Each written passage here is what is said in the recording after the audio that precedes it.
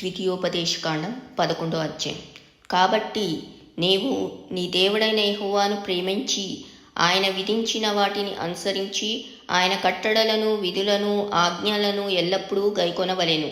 నీ దేవుడైన యెహోవా చేసిన శిక్షను, ఆయన మహిమను, ఆయన బాహుబలమును, ఆయన చాపిన చేతిని, ఐగుప్తులో ఐగుప్తు రాజైన ఫరోకును అతని సమస్త దేశమునకును ఆయన చేసిన సూచక్రియలను కార్యములను, ఆయన ఐగుప్తు దండునకును దాని గుర్రములకును రథములకును చేసిన దానిని, వారు మిమ్మును తరుముచుండగా ఆయన ఎర్ర సముద్ర జలమును వారి మీద ప్రవహింపచేసిన దానిని, యెహోవా నేటి వరకు వారి నశింపచేసిన రీతిని, మీరు ఈ స్థలమునకు వచ్చి వరకు ఎడారిలో మీ కొరకు చేసిన దానిని, రూబేనీయుడైన ఏలియాబు కుమారులైన దాతాను అబీరాములకు చేసిన పనిని, భూమి నోరు తెరచి వారిని, వారి ఇండ్లను, గుడారములను, వారి యొద్దనున్న సమస్త జీవరాశులను ఇశ్రాయేలీయులందరి మధ్యను మృంగివేసిన రీతిని చూడకయు ఎరుగకయు ఉన్న మీ కుమారులతో నేను మాట్లాడుటలేదని నేడు తెలుసుకొనుడి.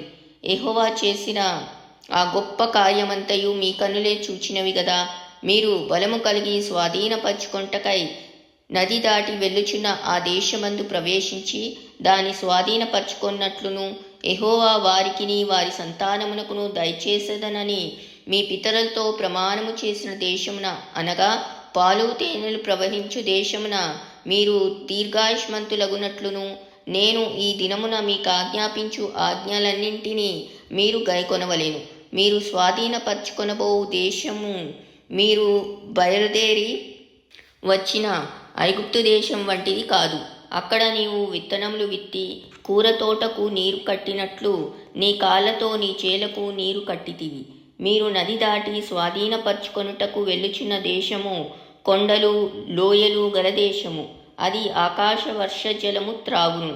అది నీ దేవుడైన యెహోవా లక్ష్యపెట్టు దేశము. నీ దేవుడైన యెహోవా కన్నులు సంవత్సరాది మొదలుకొని సంవత్సరాంతం వరకు ఎల్లప్పుడూ దాని మీద ఉండును. కాబట్టి మీ పూర్ణ హృదయంతోనూ మీ పూర్ణ ఆత్మతోనూ మీ దేవుడైన యెహోవాను ప్రేమించి ఆయనను సేవింపవలనని నేడు నేను మీకిచ్చు ఆజ్ఞలను మీరు జాగ్రత్తగా వినిన ఎడల మీ దేశమునకు వర్షము, అనగా తొలకరి వానను కడవరి వానను దాని దాని కాలమున కురిపించెదను.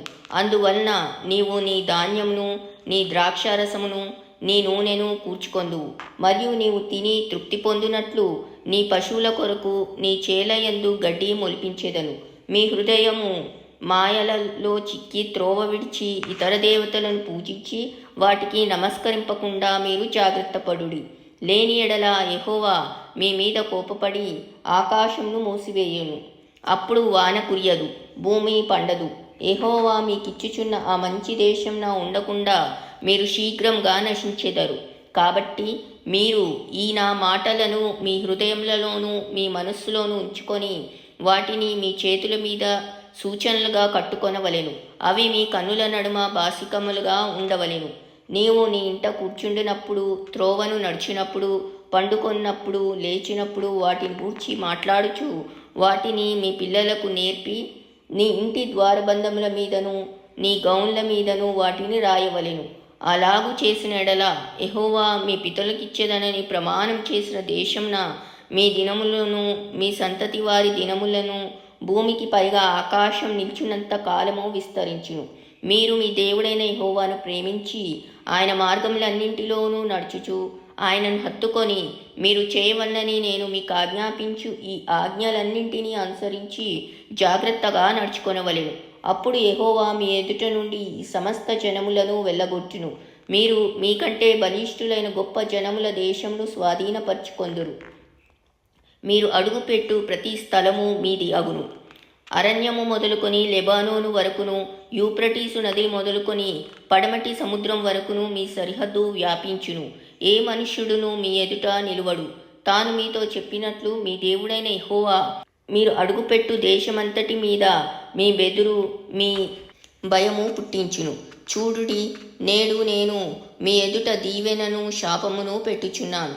నేడు నేను మీకు ఆజ్ఞాపించు మీ దేవుడైన యెహోవా ఆజ్ఞలను మీరు వినిన ఎడల దీవెనయు, మీరు మీ దేవుడైన యెహోవా ఆజ్ఞలను వినక నేడు నేను మీకు ఆజ్ఞాపించు మార్గమును విడిచి మీరెరుగని ఇతర దేవతలను అనుసరించిన ఎడల శాపమును మీకు కలుగును. కాబట్టి నీవు స్వాధీనపరచుకొనబో దేశంన నీ దేవుడైన యెహోవా నిన్ను చేర్చిన తరువాత గెరిజీమను కొండ మీద ఆ దీవెన వచనమును, ఏబాలు కొండ మీద ఆ శాపవచనమును ప్రకటింపవలెను. అవి యోర్దాను అవతల సూర్యుడు అస్తమించు మార్గం వెనుక మోరేలోని సింధూర వృక్షములకు దాపున గిల్గాల్నకు ఎదురుగానున్న అరాబాలో నివసించు కనానీల దేశమందున్నవి గదా. మీరు చేరి మీ దేవుడైన యెహోవా మీకు ఇచ్చుచున్న దేశమును స్వాధీనపరచుకొనుటకు ఈ యోర్దానును దాటబోచున్నారు. మీరు దాన్ని స్వాధీనపరచుకొని దానిలో నివసించెదరు.